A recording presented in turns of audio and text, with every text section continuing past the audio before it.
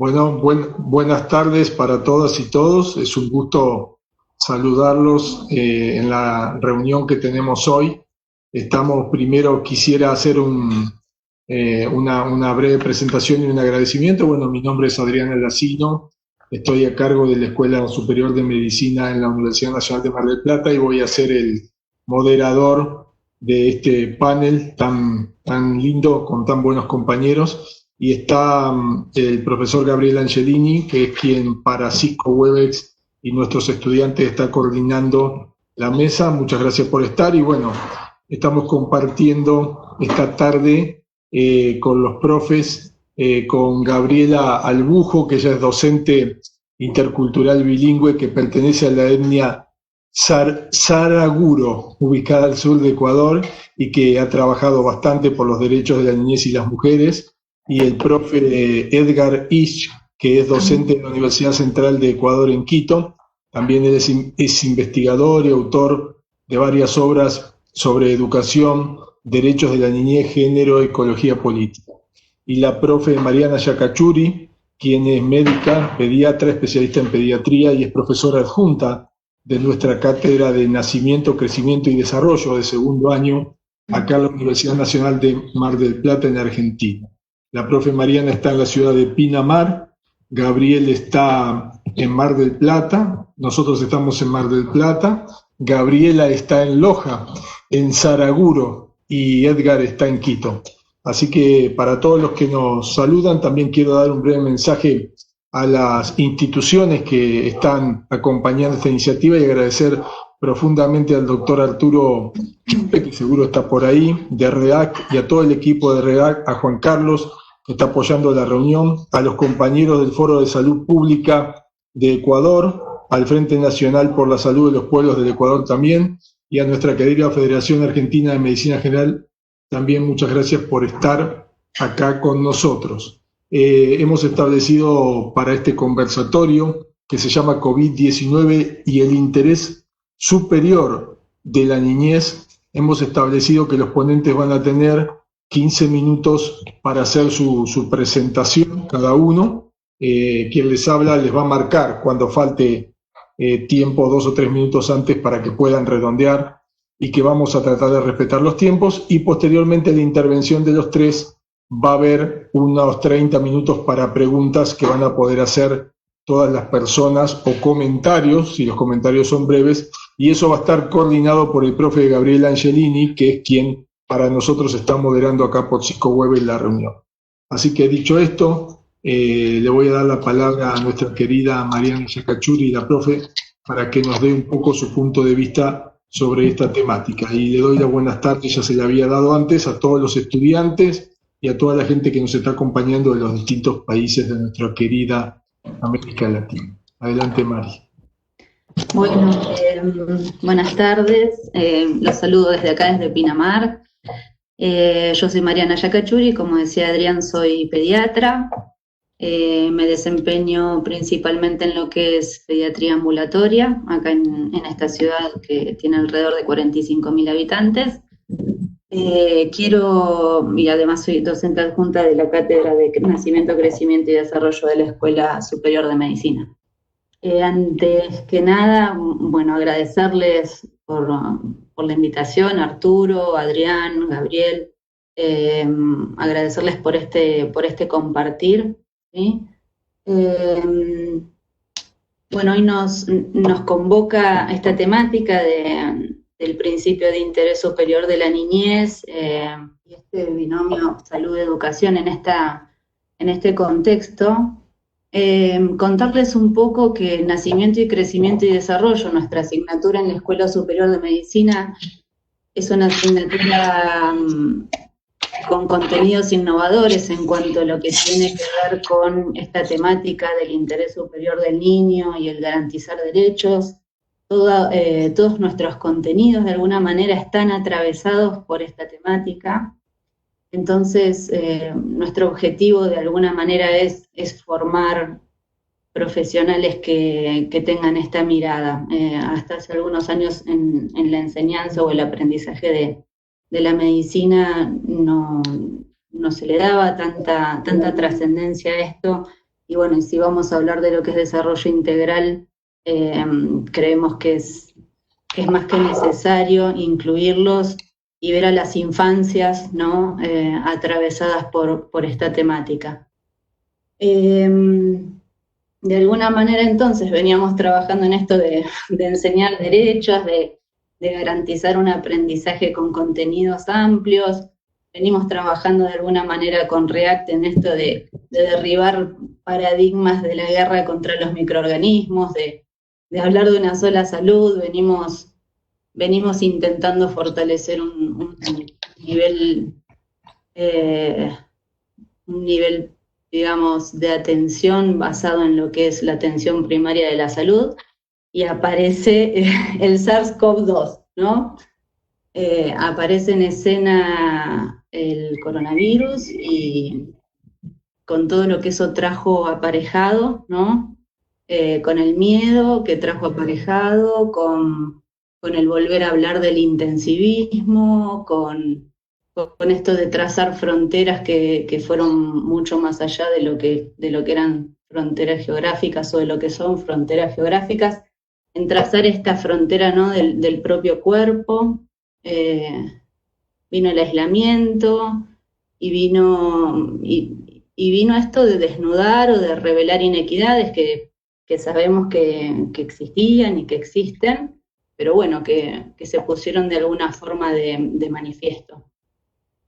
Entendemos como profesionales de la salud que esto de garantizar los derechos recíprocos, ¿no?, en educación y salud son fundamentales para garantizar un pleno desarrollo en la infancia, ¿no?, este desarrollo intelectual, mental, físico, espiritual, social. Entonces, creemos que hemos sido atravesados profundamente por esto de las inequidades de alguna manera. Si vamos a hablar con respecto a lo que fue vulnerar derechos, o si vamos a hablar de lo que es desarrollo integral, no podemos perder de vista que el desarrollo integral tiene una historia, ¿no?, tiene un recorrido, tiene un trayecto. Este trayecto sabemos que comienza en este momento de la concepción, y a partir de ahí estos primeros 1000 días críticos, ¿no?, que consideramos fundamentales para lo que es la programación favorable, ¿no?, de esta persona. Sabemos cada vez más que en lo que es los conocimientos sobre epigenética nos vamos programando positivo o negativamente para tener enfermedades crónicas no transmisibles, para tener patologías psiquiátricas, ¿no? Entonces nuestro desarrollo de alguna manera tiene este comienzo en el recorrido. ¿Qué ha pasado con esto de la pandemia? Si empezamos a trazar este recorrido en lo que son los controles prenatales, en el cuidado de la mujer embarazada, por supuesto que han habido distintas realidades, ¿no? Han habido circunstancias que bueno, donde no se han presentado dificultades ni en lo que era el acceso al agua potable, ni hubo restricciones en el acceso al cuidado en la salud, pero sabemos que muchas otras áreas sí. De hecho, mucha de la población está con estas necesidades básicas insatisfechas. Entonces, de alguna manera, el aislamiento, la falta de trabajo, la falta de acceso al sistema de salud ha vulnerado, ¿no?, esta primera fase de lo que sería el cuidado de la salud. Acá en este lugar donde yo trabajo, se garantizó el acceso a la salud de las mujeres embarazadas, se hicieron controles de salud, obviamente con las medidas de precaución necesarias. Si pasamos al momento del parto, hace un par de semanas, justo con nuestra asignatura de la escuela, hicimos un conversatorio en la semana de lo que fue el parto respetado. En ese contexto hicimos un conversatorio porque ¿qué sucedió? Empezamos a escuchar en el mundo que de repente con esta situación del coronavirus había aumentado el índice de cesáreas, que no se sabía si existía o no la transmisión vertical. O sea, es como que teníamos muy adquirido lo que era la ley del parto respetado, pero de repente, ante una situación de crisis, eso se modificó. En este conversatorio, bueno, participaron ginecobstetras, participó una obstétrica, participó una doula. Realmente fue muy enriquecedor. Supimos que en lo que fue el interior del país, acá en la Argentina, hasta no tener los protocolos de acción, aumentó el índice de cesáreas, entonces ya había perdido el control y la decisión del nacimiento a esta mujer, ¿no? A la que queremos dar poder de decisión. Y bueno, de alguna manera, una vez que se avanzó en los protocolos, se fue retomando esta normalidad, siempre y cuando tuviéramos cantidad de equipos de protección personal necesarios para la embarazada, para el equipo, para el acompañante que ella eligiera, ¿no? Entonces, de alguna manera, seguimos estando también a merced de tener o no el equipamiento necesario. En lo que respecta al recién nacido, bueno, los recién nacidos, una vez que lograron atravesar este momento, acá hay algo que yo quiero resaltar, que fue llamativo. ¿Qué pasó con el aislamiento? ¿Qué pasó con esto de no recibir visitas en el posparto inmediato? Acá yo creo que hay algo que el coronavirus nos regaló de alguna manera y tiene que ver con el darle valor a este momento de intimidad y de contacto estrecho entre el binomio madre-hijo y la persona que ellos decidieran que los acompañara, ¿no? Creo que les dio la posibilidad de tener tranquilidad, creo que nos dio la posibilidad de fomentar la lactancia, otra de las cosas que sabemos que nos programa positivamente para el futuro. Entonces, tal vez repensar esto de cuánto estímulo tiene la mujer en este posparto inmediato, cuánto necesitamos este momento de intimidad, de apego. Y bueno, creo que fue algo de las cosas positivas que yo encontré en el contexto de aislamiento y de menor acceso, digamos, a lo que era una sala de maternidad por parte de la comunidad. A estas mamás las evaluamos también en los días siguientes. Acá sostuvimos todo lo que fue el seguimiento de salud del recién nacido. Observamos que hay un buen mantenimiento en el número de mujeres que continúan amamantando, por lo cual creemos que realmente es algo que va a marcar una diferencia, ¿no? Estos niños, estos primeros 1000 días que terminan a los 2 años, bueno, estos niños en realidad vamos a encontrar que son niños que no tienen por ahí un acceso a redes sociales, a internet, están lejos de lo que es, digamos, las pantallas, o al menos eso es lo que recomendamos, pero muchos, a pesar de eso, están en contacto con pantallas.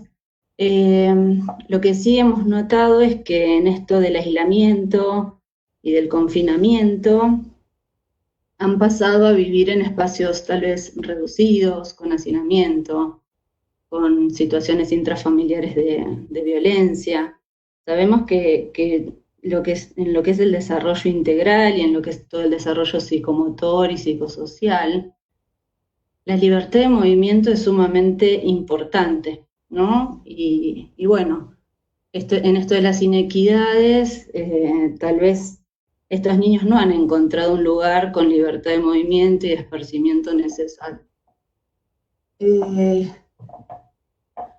En los niños escolares, lo que hemos visto, bueno, también estos distintos escenarios y distintos contextos en lo que respecta a la accesibilidad, ¿no? De alguna manera el sistema educativo ha hecho un gran esfuerzo, o sea, tanto los alumnos, las familias, el sistema educativo ha hecho un gran esfuerzo para continuar con esto de la enseñanza-aprendizaje. Sí es cierto que algunos han podido llevarlo a cabo y otros no, por distintas circunstancias. Hay niños que han podido realizar sus tareas, Pero bueno, o sea, también sabemos que en estas distintas realidades la escuela les brinda la escuela funcionaría como un compensador social, ¿no? De estas inequidades. Este niño que tal vez no tiene un espacio físico, no tiene una nutrición adecuada, hay muchas escuelas que ofrecen digamos, un alimento durante el día. Es como que este espacio protector o compensador social de alguna manera desapareció. En el caso de los adolescentes, bueno, ellos las adolescencias de los adolescentes lo viven cada cual a su manera, acá en la misma sintonía, cada cual con su propia realidad. Hay muchos que han podido seguir con sus clases, con sus rutinas, y otros tantos que no. Acá en Argentina, bueno, muchos siguieron con clases vía Zoom, se han de alguna manera ayornado en lo que es el uso del mail, de las redes sociales. Nosotros en la escuela lo mismo. Es como que vamos buscando otras estrategias y siempre con mucho esfuerzo, ¿no? De ambas partes, ¿no? Tanto del alumno, familia, como de las instituciones. Pero bueno, también puede haber pasado que estos alumnos en su contexto hayan pensado por ahí en un abandono escolar temprano, que hayan visto que la situación de su hogar no era la más favorable. Entonces UNICEF habla un poco de que existe una mayor probabilidad de un abandono escolar temprano. Por otro lado, los adolescentes tal vez han visto coartada su visión de futuro, ¿no? ¿Cómo sigue esto? ¿Dónde está mi proyecto? ¿Cómo llegó a yo mi proyecto? Si es que existe la posibilidad de que estén pensando en eso y no vivan en una vulnerabilidad tal que no lo puedan ni pensar. 3 minutos. ¿Eh? 3 minutos te quedan. Bien, entonces lo que tenemos que saber es que en esta emergencia los derechos no deberían ni desaparecer ni postergarse, sino que tendremos que hacer un esfuerzo en garantizarlos, ¿no? Preguntándole un poco a los niños con los cuales me relaciono, hemos notado cambios en los estados de ánimo, este deseo de socializar, estas ganas de volver a ver a sus afectos, a sus compañeros, no tanto de volver a la escuela, muchos, pero sí de ver a sus afectos. Y bueno, creo que desde nuestro lugar de educadores relacionados con la salud, lo que tenemos que hacer es intentar cooperar o asesorar o acompañar, ¿sí? Para que puedan volver a estos espacios físicos seguros, a su club, a su escuela, ¿sí? Y ver qué nos encontramos ahí, si es que han podido cumplir o no los objetivos educativos del año, y de alguna manera prepararnos, saber que los derechos se van a ver vulnerados si es que existen futuras situaciones similares a esta, y tenemos que estar preparados para que eso no suceda. Así que bueno, eso, muchas gracias. Muchas gracias, Mariana. Ahora vamos a escuchar al profe Edgar. Adelante, profe. Muy buenas tardes con todos, con todas. Muchísimas gracias a los organizadores por invitarme a participar en este evento. Es un gusto estar con las compañeras de Argentina, de Saraguro, y también con los compañeros de Argentina, de Ecuador. Quisiera empezar por algo que es un poco teórico, pero que creo que es necesario. La niñez como tal empieza a ser concebida recién en el siglo XX. Antes era bastante difícil. Tomemos en cuenta que cuando la humanidad tenía una esperanza de vida que iba a los 40, 45 años, las niñas se estaban casando a los 12, los niños a los 14, y ya eran adultos el momento de casarse. Lo que ahora entendemos por niñez, adolescencia, se va construyendo en el siglo XX. Y junto a eso viene el hecho de otorgar derechos a esa población y entender sus diferencias frente a otros. Comenzamos a tener una didáctica especial, comenzamos a tener una medicina especializada en niñez, etcétera, etcétera. Esto hace que surja un principio de actuación con la niñez, que es respetar, considerar y priorizar el interés superior del niño. ¿Qué es el interés superior del niño? Lo que más le conviene al niño, no a los adultos. Obliga a romper una visión adultocéntrica para tener una visión humana más integral. El ejemplo más simple muchas veces es este. Puede ser que la pareja de padres se divorcie, pero con quién va el niño, cómo va a vivir el niño, etcétera, no debe ser un asunto sometido al interés de los adultos, de los padres, debe ser un asunto en el que se priorice el interés del niño, que es lo que más conviene al niño. Entonces, si pensamos qué pasaba en la niñez del Ecuador y seguramente en toda América Latina, antes del COVID, simple y llanamente que eran uno de los sectores más fuertemente victimizados por la crisis del sistema capitalista. En el caso nuestro, llevamos aproximadamente 15 años, dos gobiernos anteriores y el actual, en el que apenas se ha bajado 1% de desnutrición infantil. Y hablamos de relación entre desnutrición y educación. Pues bien, el niño desnutrido tiene, entre otras condiciones, dificultades de abstracción. ¿Por qué los niños tienen dificultades con las matemáticas? Aunque tengan un buen profesor, precisamente por esta dificultad de poder abstraer las cantidades, las cifras. El cero no existe, el infinito no existe, pero luego somos capaces de multiplicar y dividir por cero y por infinito. Eso es una abstracción enorme que los niños no van a poder. Pero no es solo un problema de desnutrición, hay una serie de otras dificultades que ya venían viviendo. El COVID lo que hace es acelerar y profundizar este camino de la crisis del sistema. Estaba anunciado que íbamos a tener recesión probablemente este año. No había certeza de cuánto. Por supuesto, con la pandemia esto se aceleró y se profundizó. Pero ¿qué nos ha pasado durante la pandemia?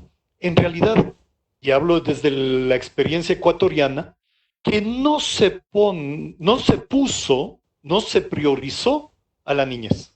No se priorizó a ninguno de aquellos sectores que han necesitado la definición de derechos propios, porque con los derechos humanos era insuficiente. Estaban siendo agredidos a pesar de que había una Carta de Derechos Humanos que nos afectaba a todos. Me refiero a las poblaciones indígenas, me refiero a las mujeres, me refiero a los niños y a niñas de todo el país. Entonces fue necesario derechos adicionales. Pero vino la pandemia y no se hablaba de eso. ¿Cuál es el efecto de aquello? Primero, muchas mujeres quedaron encerradas en la cuarentena con su agresor, con mayores dificultades de defenderse. Luego vendría aquello de poner un trapito rojo para que alguien, por favor, llame a la policía, porque seguramente no tenía ni siquiera acceso al teléfono y su agresor no le permitía. Pero esto pasó también con la niñez, y no se lo dijo, no se lo preveyó. Tenemos, en el caso nuestro, hay cifras distintas, pero aproximadamente 40 menores de edad que han sufrido seria agresión intrafamiliar. Y tenemos, igual con cifras que se discuten, más de 70 menores que han entrado en lo que algunos llaman la desaparición voluntaria. Se han ido de la casa. Eso de voluntario hay que ponerlo entre comillas, ¿no? Porque no es que quisieron irse de paseo, es que no encontraron otra vía de defenderse. Pero estos son los mayores, pues los que ya pueden salir de la casa, los que pueden irse a buscar algún trabajo o conocen un amigo. Y los más pequeños, las niñas más chicas, realmente no sabemos, ni siquiera sabemos. Lo cual demuestra que durante la pandemia tampoco se actuó pensando en el interés superior de los niños. Cuando se habla de educación, los gobiernos por lo general encontraron una solución muy simple. Vamos a hacer educación a distancia. Hasta le llamaron virtual. En realidad no es lo mismo educación a distancia que educación virtual, aunque utilicen los instrumentos modernos del Internet. Pero tenemos aproximadamente 30% de chicos, chicas que no tienen acceso al Internet. Cuando hablamos de la zona rural, estamos hablando que solo 4 de cada 10 tienen acceso. Entonces, claro, se romantizan algunas escenas, ¿no es cierto?, de una niña, por ejemplo, en la costa ecuatoriana que tiene que subirse al árbol para poder tener señal del celular y hacer con un armador de ropa algo que le permita sostener el celular mientras intenta escribir sin caerse de la rama de ese árbol. Lindo que ella lo haga, pero no es una situación romántica. Es una situación que habla de la disparidad socioeconómica que vivimos en el país y que afecta mucho más a la población rural. Y dentro de ella, por supuesto, a la población indígena, a la población montuvia, a la población negra o afroecuatoriana de una manera más acentuada. Ni siquiera el tema de alimentación se garantizó. En la Universidad Central del Ecuador, que es en Quito, tenemos como 30% de chicos y chicas que tienen dificultades de conexión. Y tenemos un número muy importante de chicos y chicas que no tienen garantizada su alimentación. ¿Cómo pueden estudiar si ni siquiera tienen para comer? Nuevamente, no se hizo la garantía que tenía que haber. Desde distintos escenarios, las federaciones de estudiantes, de maestros, las organizaciones que trabajan en los derechos de la niñez, etcétera, se planteó que, claro, lo primero que había que hacer era priorizar la vida. El gobierno ha preferido priorizar el pago de la deuda externa. Y entonces no hemos tenido plata para cubrir estas necesidades urgentes. Pero hay otros aspectos que ya los empezó a plantear Mariana que no se han discutido. ¿Cuál es el estado mental? ¿Cuál es el efecto en la psicología de esos niños y de esos adolescentes del estar encerrados? Aquí hay una diferencia muy clara de clase. Es fácil relativamente estar encerrado si tengo una casa grande con televisión, radio, internet, computadoras, etcétera, etcétera, patio. Y es mucho más difícil estar encerrado en una habitación donde una familia ampliada tiene que compartir 30 metros cuadrados sin ventanas y sin ningún implemento que le permita comunicarse más allá del teléfono. Esas diferencias son diferencias que sin duda van a tener afectación a la psiquis de las personas de todas las edades, pero de una manera muy particular a los niños. ¿Qué es lo que puede venir hacia futuro, el después? La CEPAL ya está hablando de que en América Latina, como resultado de esta crisis agravada por la pandemia, es probable que tengamos en el próximo año 300,000 niños y niñas trabajadoras nuevos. Una explosión de niñez haciendo trabajos. ¿Trabajos de cuál naturaleza? Seguro serán trabajos de riesgo, trabajos en la calle, trabajos que no van a contribuir a su desarrollo adecuado en términos biológicos, en términos psicológicos, en términos sociales. 300,000 no es poco. Y esos 300,000 van a jugarse la vida por tener el pan de cada día. ¿Está pensando en eso el Estado? No. En el caso ecuatoriano, por el contrario, están despidiendo a trabajadores públicos, facilitaron el despido de trabajadores privados con unas indemnizaciones mínimas o ninguna, han permitido entonces un aumento enorme del desempleo, miles y miles de familias se están quedando desempleadas y ya hay un efecto. Niños y niñas que están dejando de asistir a las escuelas. Adolescentes que ya no van a ir a los colegios. En las propias universidades hay carreras donde hay una reducción del número de estudiantes que están asistiendo y en los otros casos simplemente el número se mantiene. No hay un crecimiento que sería lo natural en función de que cada vez tenemos más chicos bachilleres. De tal manera que el trabajo infantil va a ser un riesgo. El otro es, ¿cómo volvemos a esa normalidad, entre comillas, que es tan anormal porque está plagada de la explotación laboral de clase, está plagada de todos los síntomas de una sociedad patriarcal, está plagada de las divisiones coloniales que hacen que, por ejemplo, en el Ecuador, la etnia mestiza, esta cultura llamada mestiza, siga siendo, en muchos aspectos, una etnia opresora de las nacionalidades y pueblos indígenas montubios negros. Eso era lo normal. En realidad, no era lo humano. Pero esa normalidad, o volver a esa normalidad en condiciones de una crisis agravada, es mucho más serio, porque involucra poner a la gente, y a los niños y a los adolescentes también, en condiciones de disputar el mendrugo de pan, en condiciones en que la competencia va a estar por encima de la solidaridad. Una cantante española decía que no tiene muchas esperanzas, porque aquel que es mala gente, después de la pandemia va a seguir siendo mala gente. Pero aquel que es buena gente, después de la pandemia hará esfuerzos por mantenerse como buena gente en condiciones mucho más difíciles para hacerlo. Y eso es, creo, lo que nos está aconteciendo. Durante y después de la pandemia, entonces vienen otros elementos combinados, o antes, durante y después, que son las condiciones de vida. Porque suena a burla perversa decirle a la gente que tiene que lavarse continuamente las manos en aquellas poblaciones donde no hay agua potable, donde no hay agua segura, donde no hay agua limpia. ¿Sí? Y claro, uno puede decirlo, tienes que lavarte las manos, pero si no tengo con qué, ¿cómo me lavo las manos?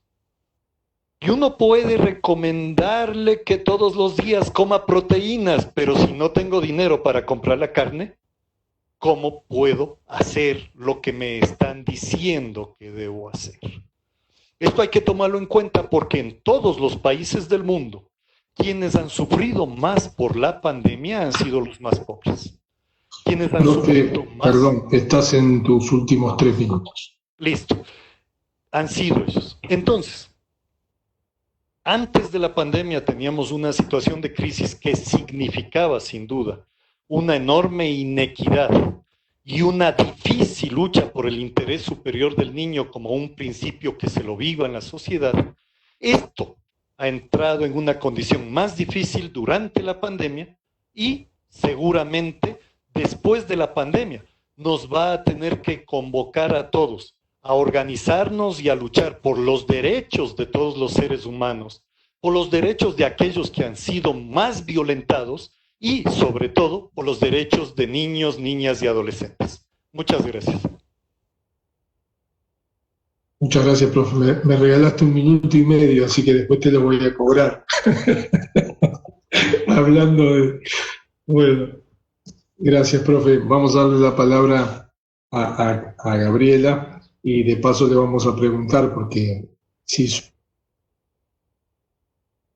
su vestimenta de hoy tiene algo que ver con su etnia, para que nos cuente por acá en el sur del mundo, además de todo lo que nos va a platicar, ¿no? Le dejo esa pregunta para cuando quiera empezar por ahí o no. Un gusto, Gabriela, te escuchamos. Gracias, profe, muy, muy interesante tu conversación.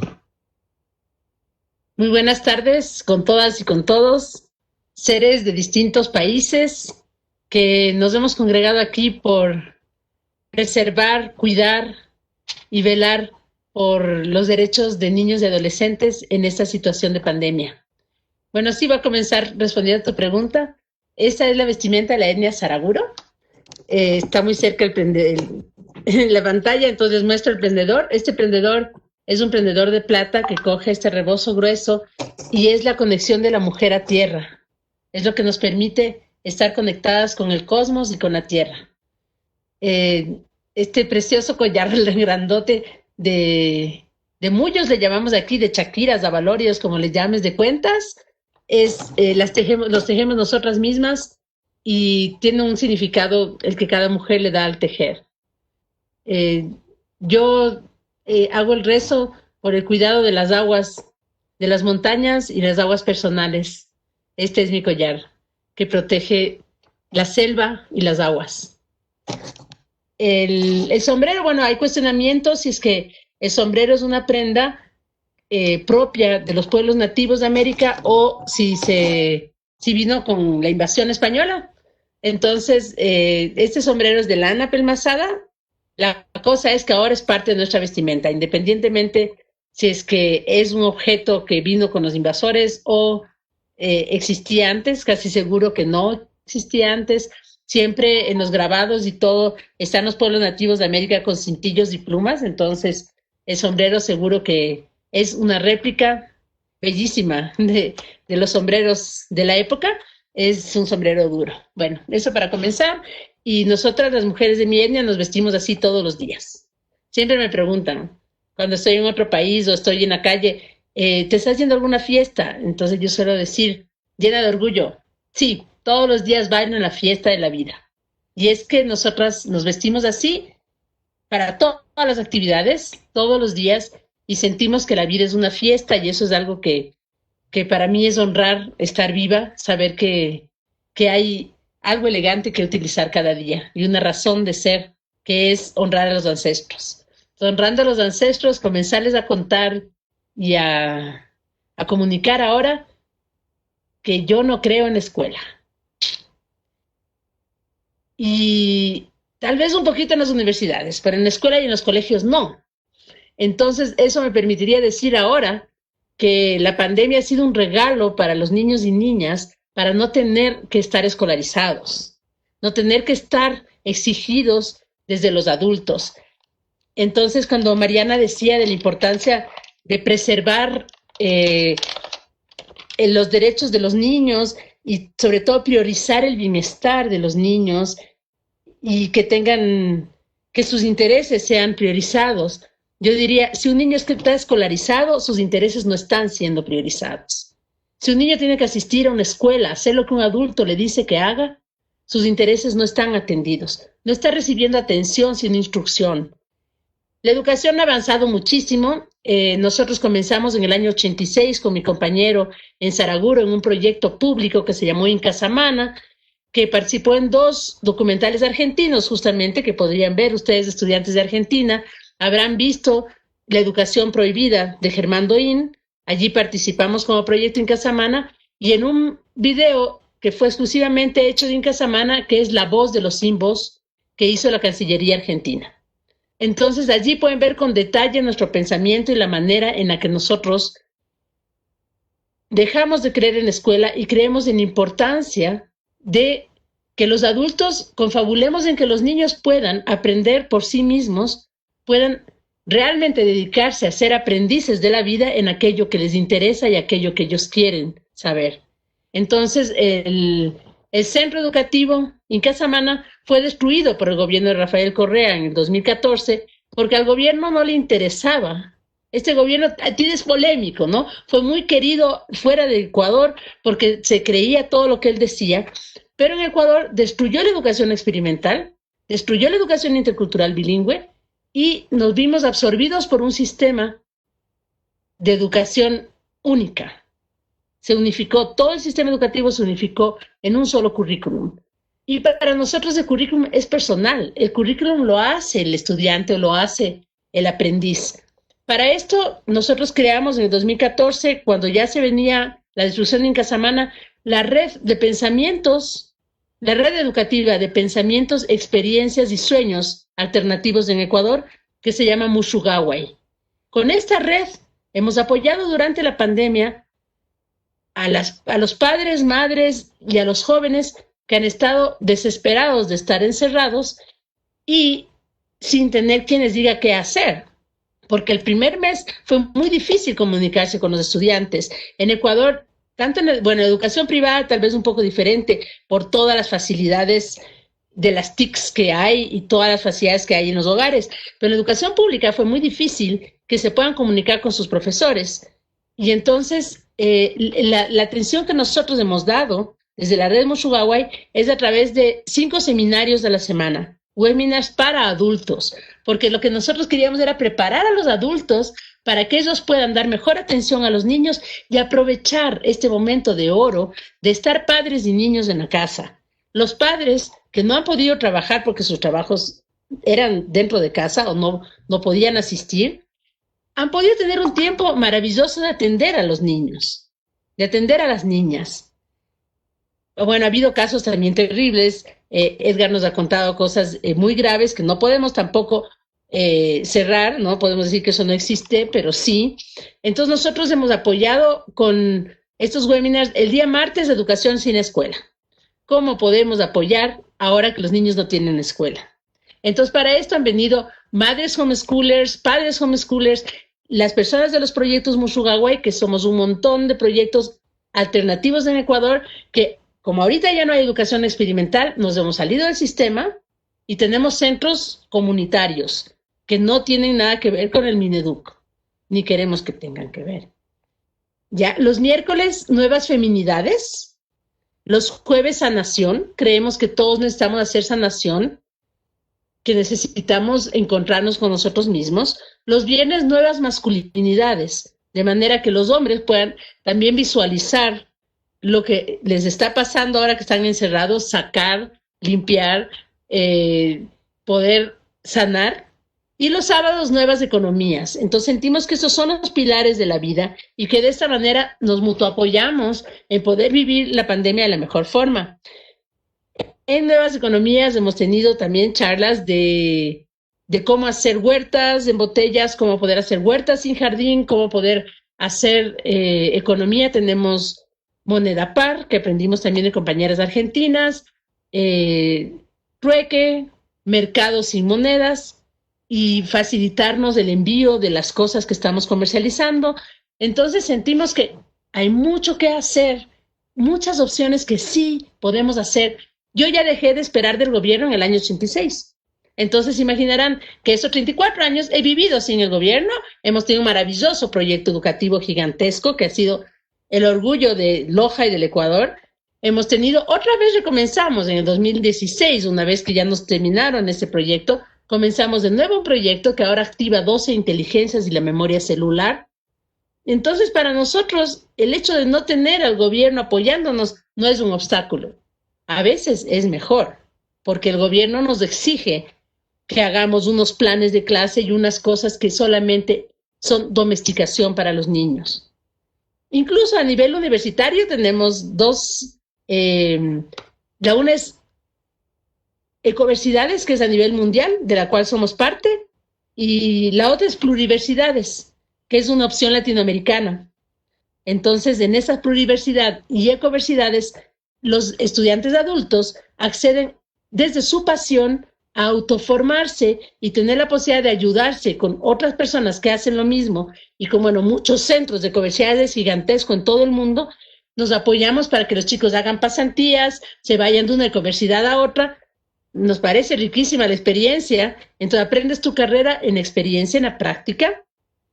Bueno, esa es nuestra modalidad también para el nivel medio, para el colegio, a través de muchas pasantías, muchos talleres vivos, y de esta manera sentimos que la vida es la educación.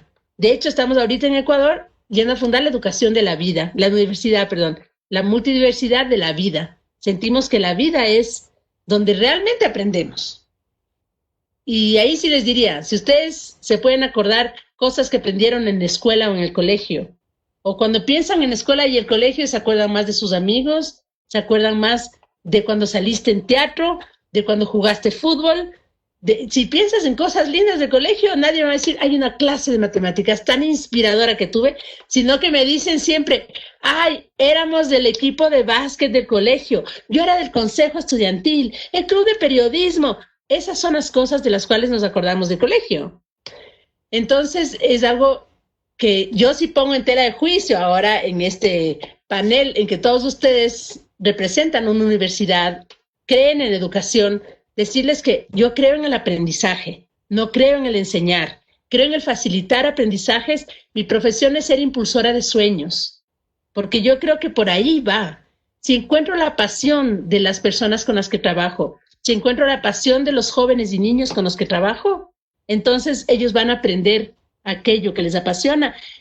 Imagínense que una planta sabe cómo crecer. ¿Cómo puede ser que el ser humano, que tiene inteligencia superior, no sepa cómo aprender? Si nosotros somos seres inteligentes, entonces tenemos todo en nuestro ADN, en nuestra memoria celular y en nuestras inteligencias para aprender todo aquello que queramos. Múltiples idiomas, prácticas diversas. En Yacha y Causa y el proyecto que tenemos desde el 2016, que es este proyecto comunitario aquí en Saraguro, un día los niños aprenden en quichua, la lengua nativa, y al día siguiente en inglés. Y un día en quichua y un día en inglés. De castellano le dejamos porque de castellanos han llenado nuestras comunidades, porque en el año 87 se comenzó a hacer educación bilingüe en el Ecuador. Y si se ve el índice de quichua hablantes o de hablantes de lenguas nativas en el Ecuador, ha disminuido desde que hay educación intercultural bilingüe. Entonces, aunque nosotros éramos un centro intercultural bilingüe por 28 años, hacíamos un quehacer diferente porque no creíamos en la escuela y en nuestros centros no pasó aquello que pasó en nosotros. Más bien aprendieron a hablar el quichua y aprendieron a hablar también el inglés como tercera lengua. No sé cómo voy en tiempo, no quiero que me cortes, dime los minutitos, todavía tengo. Estás justo, te paraste 3 minutos antes, te quedan 3 minutos. Porque no me gusta que me corte. Ahora sí, sigo los 3 minutos ya sabiendo que se van a terminar. Muy bien. Y esta cuestión de que los adultos que atendamos a los niños seamos personas alegres, personas con sueños, personas que tengamos que cumplir metas. Nosotros constantemente estamos cumpliendo metas. Decimos, bueno, esto vamos a lograr ahora. Hacemos liderazgo con los chicos desde niños, hacemos espiritualidad desde niños.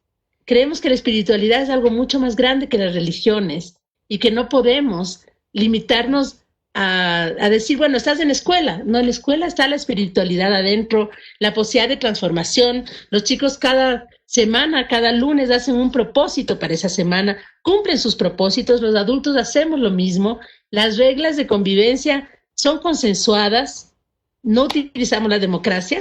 A veces me parece que es terrible el hecho de que se hagan votaciones en lugar de conversar hasta resolver todo lo que hay que resolver, hasta elegir y decidir todo lo que hay que elegir y decidir. Entonces, para nosotros, la educación es elegir, es decidir, es tener libertad, autonomía, respeto y responsabilidad. Si el responsable de aprender es el estudiante, ama lo que aprende y llega a aprender muchísimo más que si el responsable de enseñarle es un adulto y le enseña, quiera o no, lo que le interesa o no le interese. Muchísimas gracias. Bueno, querida Claudia, muchas gracias por tu palabra. Ahí lo veía Gabriel que se había perdido un poquito, entonces yo voy a ahora hacer un pequeño reconto del recorrido de nuestros compañeros que tomaron la palabra y después Gabriel me vas a ayudar entonces con las preguntas, ¿no? Ir un poco, entonces Mariana nos habló desde su lugar, desde su experiencia y puso el acento en el binomio educación-salud, empezó recorriendo las etapas del niño contando un poco cómo se enseña en nuestra escuela de medicina, recorrió muy por arriba el tema de los derechos, de enseñar derechos y tratar de garantizarlos, y también lo enlazó, por supuesto, con el contexto en este tiempo de la vulnerabilidad que pasan muchas niñas y niños. Después habló del parto respetado, que estaba hackeado un poco por esta situación y que luego la implementación de los protocolos mejoraron un poco la posibilidad de las mujeres de acceder al mismo, que es una ley. También habló en positivo del recién nacido, que el contexto favoreció al binomio madre-hijo porque le dio más tiempo al no tener que estar la mujer trabajando y demás, más tiempo para poder estar con su niño. Y después habló de las limitaciones que provoca en primera y segunda infancia la libertad del movimiento en los niños, y que muchas veces las escuelas en nuestros países son espacios que están compensando los espacios que muchas veces en la casa no están y en los alimentos que a veces tampoco están. Y después, para finalizar su recorrido por grupo etario, Mariana nos contó de la situación de los adolescentes y de las complejidades, ¿no es cierto?, que están sobre todo en los cambios de estados de ánimo, ¿no?, y en las afectaciones, y que el rol nuestro de los adultos es apoyar. Después, a su turno, Edgar empezó recorriendo, haciendo una reflexión de que la niñez tal como la vemos hoy, la tenemos recién sucedió en el siglo XXI, que es una construcción nueva, ¿no? Y que se les dio derecho a los niños, se les dio didáctica y se les dio también médicos especiales, ¿no? Y entonces habló de la importancia de lo que él dijo que era un principio de respetar y considerar su interés, el interés de los niños, y de un poco revisar nuestra educación adultocéntrica y salir de la mirada adultocéntrica y colocarnos, él ahí dio ejemplos, ¿no? Donde habló de la desnutrición y la educación, y bueno. Entonces, habló de la pandemia como un cóctel, ¿no? No priorizada la niñez en la pandemia, y dio también cifras de agresión intrafamiliar y de niños que voluntariamente se fueron de sus casas, que obviamente voluntario entre comillas remarcó. También habló de las inequidades de acceso a Internet según zona y de, por supuesto, nuestra conocida disparidad económica y social que aumenta las brechas, y habló de un Estado ausente o poco presente, que claramente, con un ejemplo muy importante, él dijo que Ecuador priorizó el pago de la deuda antes de atender a los niños, y eso yo creo que no deja margen a muchas dudas. Después, ya sobre el cierre, mencionó un informe de la CEPAL que dijo que va a haber unos 300.000 niños trabajando, entre comillas también, y de mala calidad post pandemia, y todo este cóctel, digamos, lo que hace es reducir el número de niños y niñas en educación. Y por supuesto también, para finalizar, cuestionó la normalidad anterior, ¿no es cierto? La cuestionó diciendo que era normal pero no humano, y también puso énfasis en que la competencia está por encima de la solidaridad, ¿no? Eso me pareció muy interesante, y cerró hablando de las condiciones de vida y las desigualdades, y se preguntó qué va a pasar post pandemia y cómo sería, ahí le vamos a preguntar después, cómo sería organizarnos para ese momento. Y bueno, para finalizar, Gabriela pateó el tablero, como decimos nosotros acá, pateó el tablero. Por supuesto que Mariana y Edgar hicieron muy buena presentación desde sus experiencias y vivencias, desde sus lugares de vida, y Gabriela lo hizo desde el suyo, y claro que lo hizo muy fuerte, presentándonos cosas que acá en el sur del mundo lamentablemente no tenemos, no abundan. Entonces empezó hablando de su etnia y de su propia historia, de su vestimenta y de su razón de ser, que en realidad pasa por honrar la vida y por honrar a nuestros ancestros, ¿no?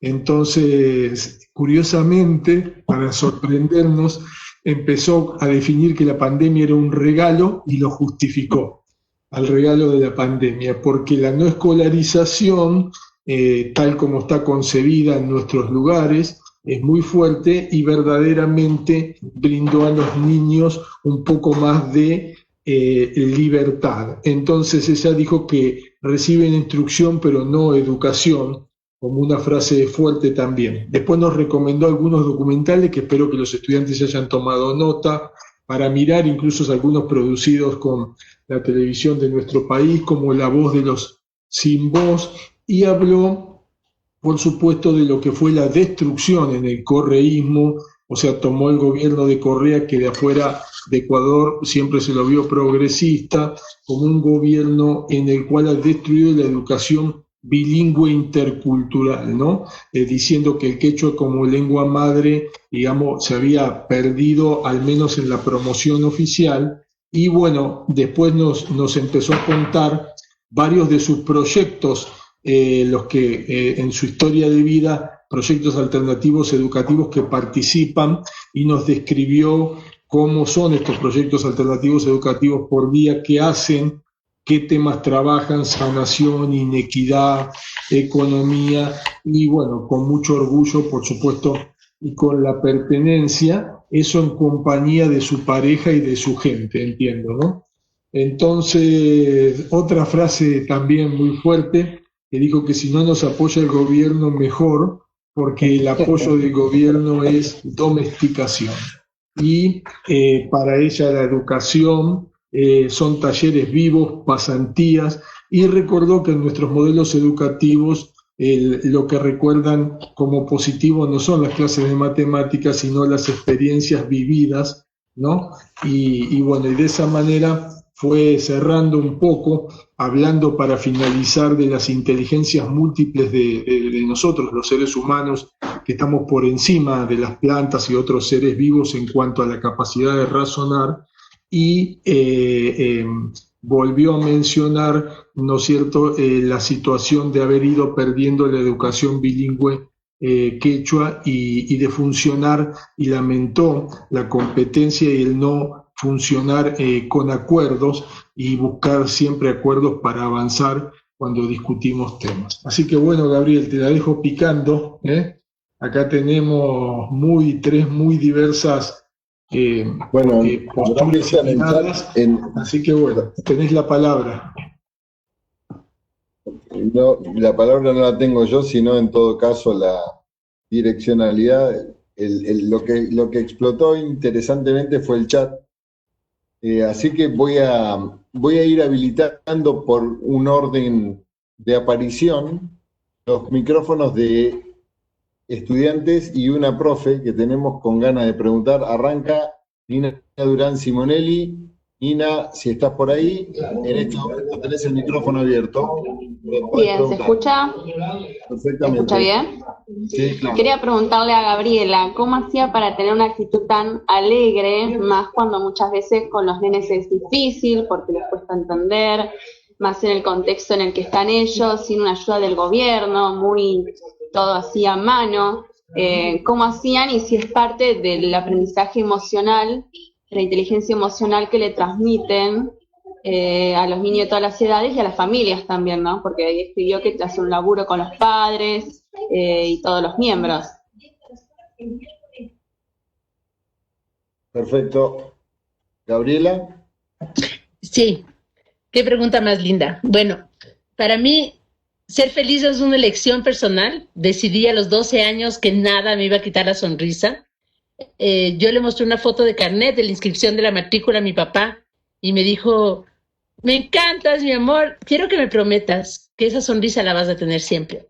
Es una promesa y tengo que cumplir, pero la cumplo con tanta alegría porque se me da sola. Alguna vez escribí una frase que era: para ser feliz basta sonreír, porque el momento que vas a sonreír tienes que acordarte de algo bonito. O sea, si estás en un problema grave, si te acuerdas de algo bonito, ya sonríes.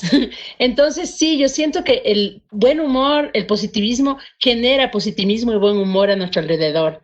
Entonces, para mí es fundamental eso, y de verdad que los espacios en los que hemos estado son espacios muy alegres, con mucho colorido, con mucha creatividad, porque es todo lo que va saliendo de eso, ¿no? Y bueno, te cuento algo que no avancé a decir y que vale con esa pregunta, es la solidaridad. La posibilidad de ser solidarios. O sea, el momento que nos quedamos sin escuela, nos mandaron a colegios públicos católicos del pueblo, yo tuve que renunciar al magisterio, o sea, dije, disculpe, gracias, yo en una escuela franciscana ni de chistes, o sea, no puedo. Le dije al padre, ¿voy a poder prender un tabaco sagrado cuando los niños tengan una pena? ¿Voy a poder lanzar las conchitas para tomar una decisión? ¿Usted va a permitir que yo cante canciones de religiosidad andina, de espiritualidad, cuando tenga que hacer formar a los niños? Entonces dije, no, ¿sabe qué? Ponga que por todas esas razones no me aceptan en esta escuela. No quiero trabajar aquí. Entonces yo siento que yo tengo que decidir mi camino de vida, y cuando yo hago eso, inspiro a los que están a mi alrededor. Los estudiantes que pasaron por Inca Samana son seres maravillosos. Cada quien ha caminado por el camino que desea. No ha tenido que hacer lo que se le obliga. Y entonces hemos tenido solidaridad. Cuando nos cerraron, o sea, bueno, nos botaron en Casamana se transformó en otra cosa. Todos los materiales didácticos que habíamos elaborado en 28 años se quedaron ahí. Recibí una llamada de una amiga que me dijo, mira, me cerraron mi colegio porque va a erupcionar el Cotopaxi, que nunca erupcionó, y yo pagué un container y me traje la escuela a Saraguro. Era una escuela Montessori con muchísimo material muy similar al que yo tenía, más bancas, mesas, todo. Entonces yo no necesito del gobierno. Ahorita acabo de recibir un cargamento de cosas para la escuela porque así es la vida, y eso también está funcionando mucho en la pandemia, la solidaridad, y los chicos están haciendo cosas para ofrecer a otros, y así es como no salen de casa, pero salen sus galletas, salen sus panes, están aprendiendo a hacer muchas cosas que les van a servir para la vida. Entonces así puedo sonreír, porque creo que soy una hija amadísima del universo, y que si es que yo estoy en armonía y agradezco y honro la creación y honro la posibilidad de ser co-creadora, entonces tengo todas las bendiciones. Espero haber contestado a tu pregunta. Perfecto, profe, gracias. Gaby, Vamos a visitar a Mariela Valdés, a una de nuestras docentes, sí, para que pregunte, Mariela, si estás a mano. Gaby, mientras vos Sí. le das la palabra a Mariela, yo quiero saludar, porque me está avisando Juan Carlos que tenemos gente de distintos países que nos está acompañando, de Francia, de Dinamarca, desde Perú, Lima, La Paz, Bolivia, bueno, por supuesto varias zonas de Argentina, Misiones, Cuenca y bueno, y varias zonas de Ecuador. A todos ellos, no sé cuánta gente tenemos, Gaby, en el web, pero a todos ellos muchas gracias por estar, a todos los que nos escribieron diciendo de dónde son, y a los que no, si nos quieren decir, los mencionamos, y mientras le pasamos la palabra a la estudiante. No, a la profe, a Mariela Valdés. Mariela, ¿estás ahí? Sí, ¿cómo estás? Buenas tardes para todos. ¿Se escucha? Sí, se escucha perfecto, te escuchamos. Sí, mi pregunta es para Gabriela. Yo, además de ser estudiante de la carrera de medicina, soy profesora de matemática. Me gustaría saber por qué no crees en la educación. Bueno, ¿sigo? No creo en enseñar, creo en el aprendizaje y en la educación, autoeducación que se puede generar. Te cuento que para matemáticas, toda la matemática del nivel primario, puedes encontrar material Montessori, Froebel, Freinet, Cuisenaire, para que todas las cosas que se requieren hacer en matemática la puedas hacer sobre la mesa con material concreto. Entonces, suma, resta, multiplicación, división, raíz cuadrada, potenciación con material concreto.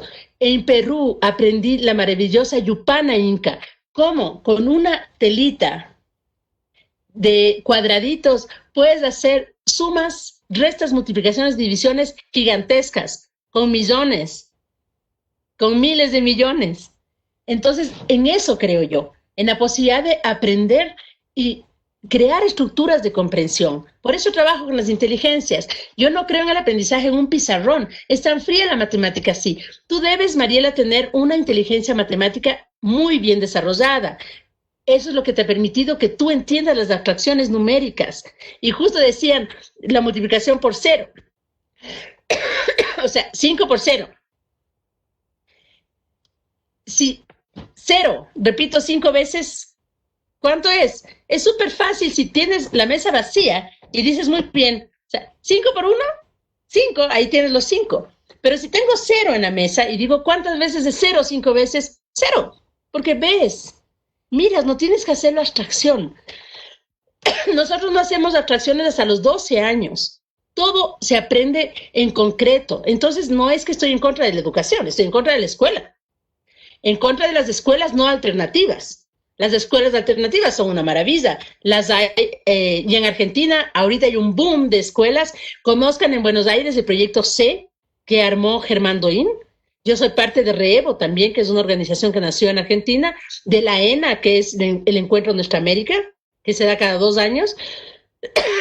Perdón, entonces hay muchas posibilidades de aprender de formas distintas, pero esa escuela que fue creada para la revolución industrial, en esa escuela no creemos. Entonces nosotros trabajamos con personas de todo el Ecuador, de toda América Latina y de todo el mundo. Cuando te hablo de diversidades, esa es una iniciativa que nació en la India. Entonces no es algo, yo soy del pueblo quichua saraguro, pero no me limito a trabajar por el pueblo quichua saraguro. Lo que les estoy contando ocurre en todo el mundo, solamente que el status quo y la educación del Estado es la educación de las aulas y de las escuelas.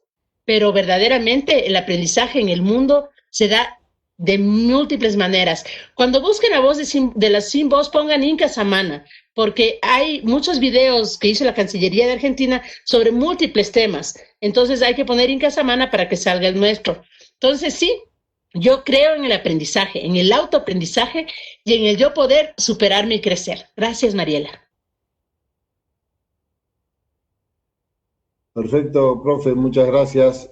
Sigo con el orden, hay varias preguntas, voy a matizar un poquito y cambiar el orden que había propuesto, Perfecto. así la dejamos descansar a Gabriela un poquitito. Voy a Julieta Moreno, que Juli quiere hacerle una pregunta al profesor. Ahí estamos, un segundito, Juli. A ver, Juli, si te podemos escuchar. Hola, ¿se escucha? Perfectamente. Buenas Para tardes. el profesor Edgar Isch. Quería preguntarle al profesor Edgar si en su país se trabajan con los equipos interdisciplinares para poder llegar a un mejor manejo de las situaciones que se plantean.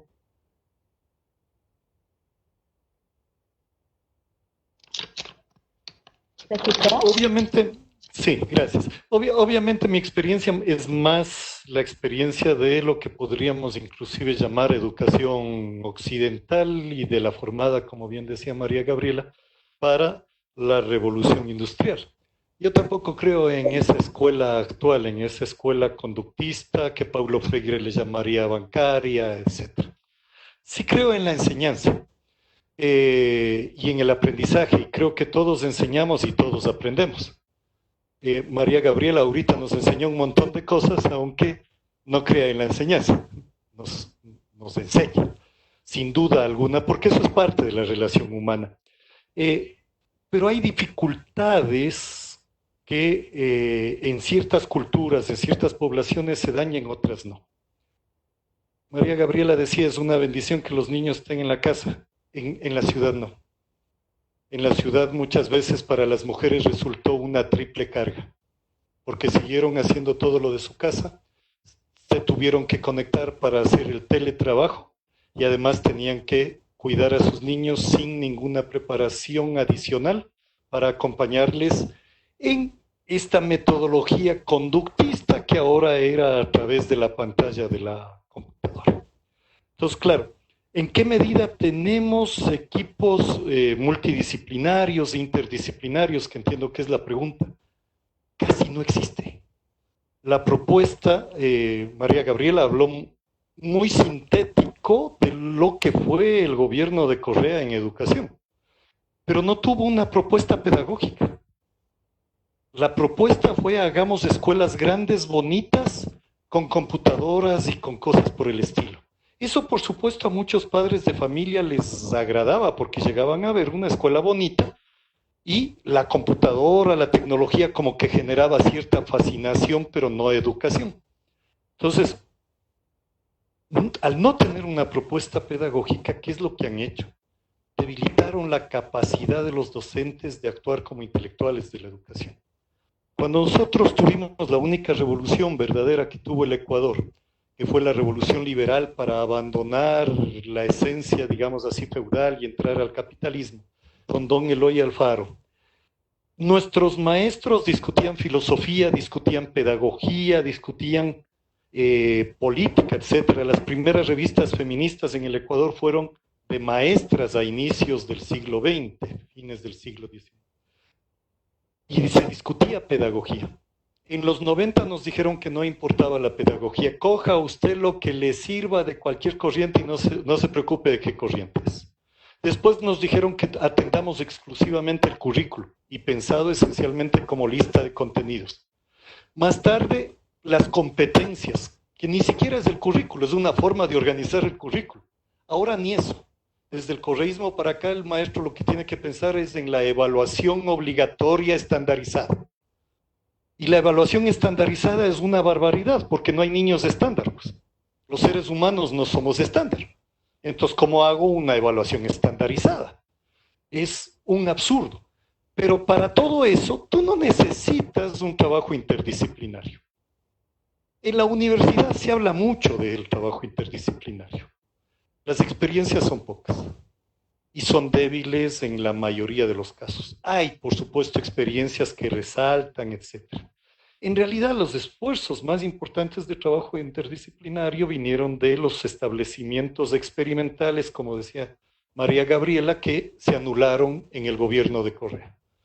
La experimentación, el tener pensamiento propio por parte de los docentes se anuló. Es más, nuestra Constitución tiene muchas cosas muy buenas, pero una perdimos, y es muy mala. Se eliminó la libertad de cátedra de los profesores que no son de nivel universitario. El profesor de primaria, de secundaria, no tiene libertad de cátedra. Está obligado a usar un solo texto escolar, el del ministerio. Si utiliza otro, fregado. Y se cuestiona, por ejemplo, como lo han hecho los pueblos campesinos, los pueblos indígenas, organizaciones de izquierda, organizaciones de derechos humanos. Cuestiona el modelo extractivista. Correa utilizó una expresión, miren ustedes, esto lo pueden revisar, palabras textuales: todo el que se opone al progreso es terrorista. Tuvimos más de 200 acusados de terrorismo, todos dirigentes populares. Hubo acusados de terrorismo en el pueblo Sarayaku, de donde viene María Gabriela. Gente buena, gente trabajadora, acusada de terrorismo en un país que no existe organización terrorista. Y eran más de 200. Entonces, con esa visión de que este es el progreso, este es el desarrollo, porque yo lo digo, tú no necesitas, insisto, trabajo interdisciplinario, más bien es negativo para la imposición de una visión cultural, una visión política única. Espero haber contestado tu pregunta. Gracias, profe. Y viene una pregunta que en realidad responde a dos preguntas de dos estudiantes que son muy similares. Voy a habilitar a Miranda Polverini, que va a hacer la pregunta por ella, y por Mercedes Alaiz es prácticamente la misma pregunta. Ya.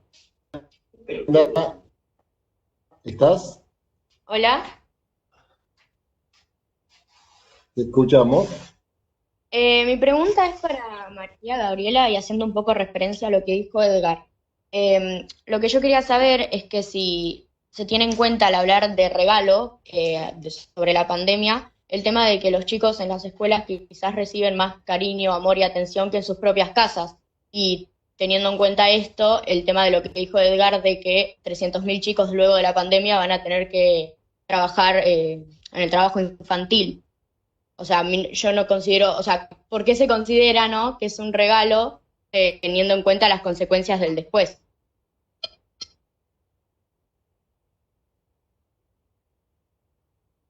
Bueno, considero que ha sido maravilloso poder estar en familia.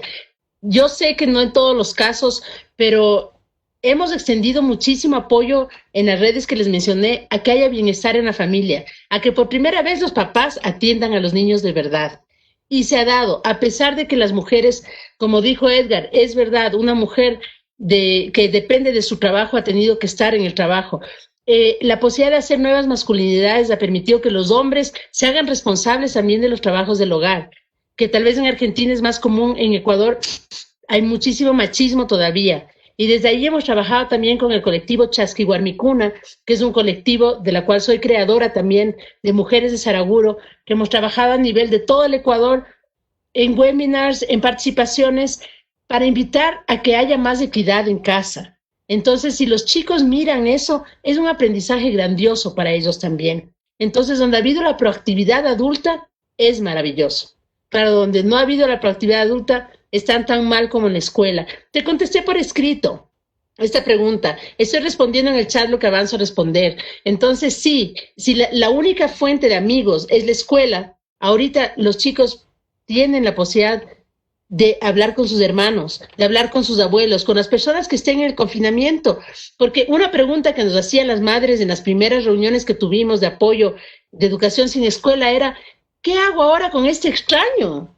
Acaba de venir mi hijo de 14 años, para mí es un extraño. Entonces, sentir que podemos apoyar de esa manera, para mí es grandioso. Entonces, si pueden poner Red Mushuk Away de Ecuador, voy a escribir en el chat.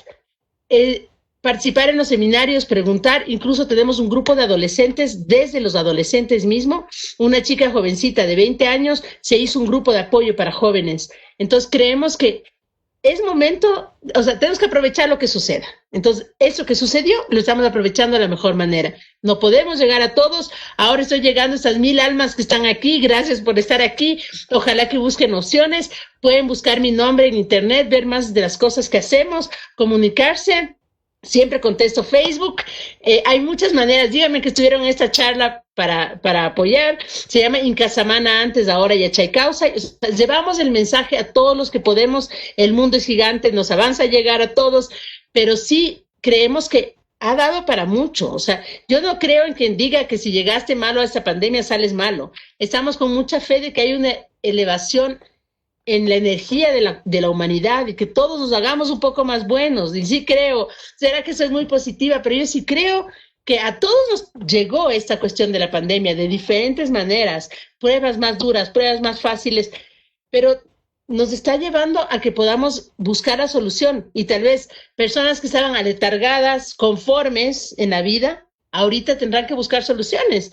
O sea, esta maravillosa mujer que sacó un trapo rojo a que le vengan a auxiliar, está buscando una solución y tal vez si no hubiera habido pandemia no tenía cómo acceder, porque cuando una persona es abusiva contigo, te persigue, no te permite acceder a la comisaría. Entonces, todo puede tener su lado malo. Yo les estoy hablando solo del lado bueno, los otros compañeros están hablando del lado malo. Por supuesto que existe, no puedo tapar el sol con un dedo, pero por lo menos invitarles a hacer lo que sí podemos hacer todos. Gracias.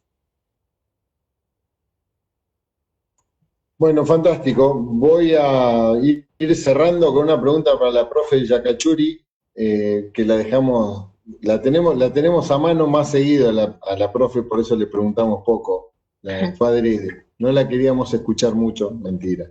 Pero Víctor Martins, que tenía una pregunta para Mariana, que puede ser extensiva para el resto.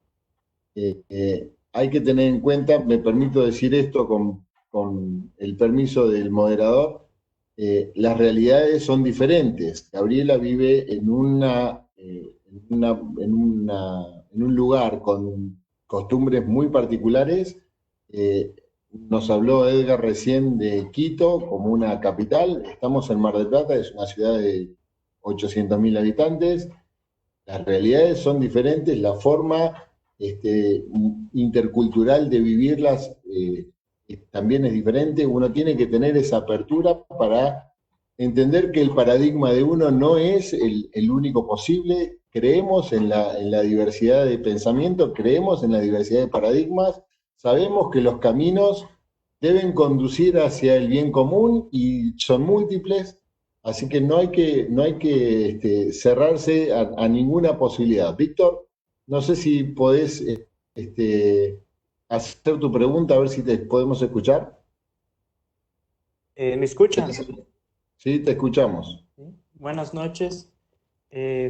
Pregunto para María Yacachuri que acerca del tema de las pantallas y de los niños.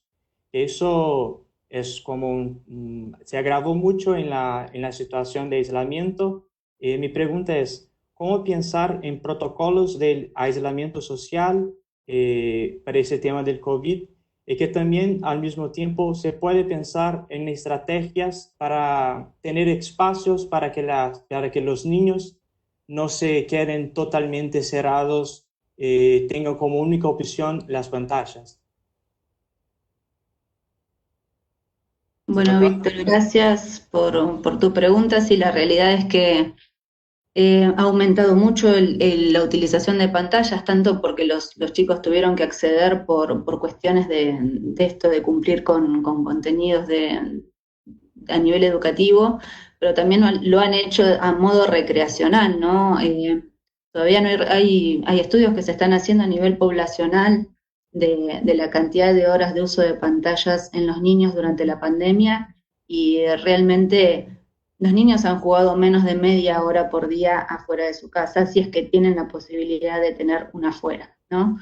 Entonces, de alguna manera, yo soy una convencida de que el manejo de las pantallas tiene que ser supervisado, ¿sí? Tiene que ser supervisado por un adulto que evalúe los contenidos y a lo que acceden los niños. Tiene que ser supervisado en tiempo. Hoy por hoy, tal vez nosotros donde vivimos no tenemos un patio, una huerta. Entiendo y comprendo y realmente nos vamos todos a Loja, María Gabriela, nos vamos todos a Loja, porque realmente las realidades son muy distintas. Comparto con vos en esto de que el chico aburrido busca maneras mucho más saludables para entretenerse y para aprender.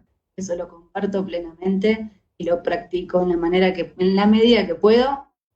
Pero bueno, las estrategias a nivel de nuestra población, en algún momento, bueno, se permitieron las salidas recreativas en determinado horario, no compartiendo el horario con los adultos mayores que eran la población de mayor riesgo. De alguna manera, bueno, vamos a tener hay mucha gente pensando en irse a vivir a ciudades más pequeñas, a lugares más pequeños donde va a tener la posibilidad de tener un espacio abierto. Yo creo que esto va a traer migraciones, creo que las consecuencias de la pandemia son infinitas y bueno, y creo que muchas sí van a ser positivas. No sé si respondo a tu pregunta, Víctor.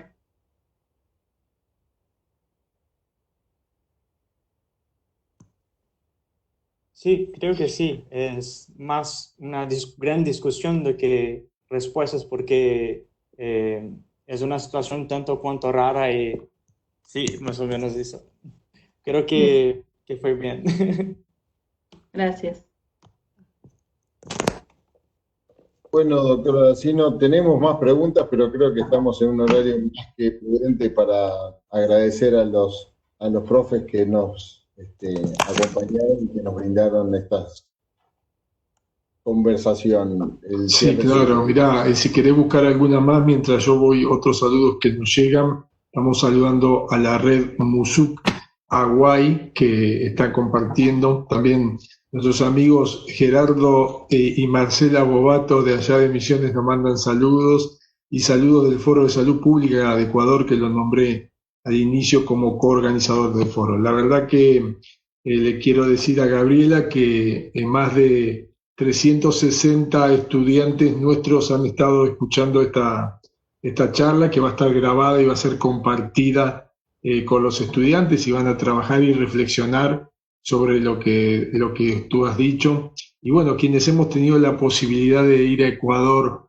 muchas veces y conocemos desde el Cotopaxi, ¿no es cierto?, para arriba o para abajo, la verdad que nos da una sana envidia, ¿no? Tener tan vivas las etnias, porque nosotros, y le quiero recordar a los estudiantes, sufrimos acá en Argentina, como todos ustedes lo saben, varias matanzas que fueron totalmente de nuestros pueblos originarios, sistemáticamente armadas, ¿no? Y se las llamó a esas matanzas de algunos modos pseudo bonitos, como la campaña del desierto de Roca y otras tantas campañas, donde se aniquilaban a los pueblos originarios en el sur del mundo que habitaban muchísimo antes que nosotros, y de esa manera y también se ha aniquilado a la poca población negra que había en Argentina, que es muy raro acá ver población negra. Entonces todas estas historias que son muy fuertes están tan vivas en las voces de ustedes en nuestra América Latina tan linda. Y bueno, y yo para finalizar solo les quiero decir que la primera palabra que aprendí en quechua en Ecuador fue yungo, que me gustó muchísimo, porque bueno, es el corazón, el yungo. Entonces, incluso hay canciones, hay frases muy conocidas, muy lindas, que hacen honor a ese órgano tan noble en el cual guardamos nuestros tesoros. Así que bueno, a todos ustedes, Gaby, a Juan Carlos, que nos ha ayudado desde allá con el Facebook Live, a Arturo Quispe, gracias Arturo, a todos. Y profe, bueno, si quieren dejarnos una palabra, por supuesto, profe Edgar o Gabriela, un último saludito. Los abrazamos acá muy fuerte desde nuestro yungo, y muchas gracias por estar con nosotros, ¿eh? Gracias. Yo les voy a dejar una frase en quichua que es causaspalla. Mientras estemos vivos, podemos incursionar en todo aquello que creemos y que queremos. Ñukanchik shuk shunkumikanchi, ñukanchik shuk ayllumikanchi. Todos somos un solo corazón, somos una sola familia humana. Gracias. Muchas gracias a todos. Nos vemos pronto. Ojalá podamos vernos en Argentina un día y compartir una mesa juntos. Hasta luego. Muchísimas gracias por la invitación. Hasta luego. Gracias. Gracias. Yupay Chani, gracias.